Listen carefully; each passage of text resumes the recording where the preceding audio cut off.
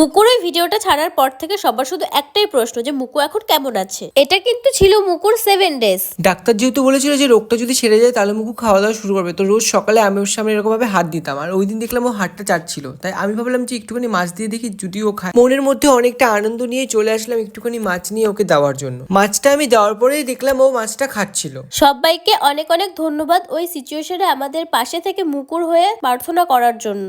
আজ মুকু পুরো সুস্থ, এর থেকে আনন্দের আমাদের কাছে আর কি বা হতে পারে। অনেকেই দেখছিলাম আমাকে কমেন্ট করেছিল, দাদা আমার কুকুরটা এটা হয়ে মারা গেছে কিন্তু মুকু ঠিক হয়ে যাবে। তোমাদের প্রার্থনায় সত্যিই জোর আছে, মুকু এখন পুরোই সুস্থ।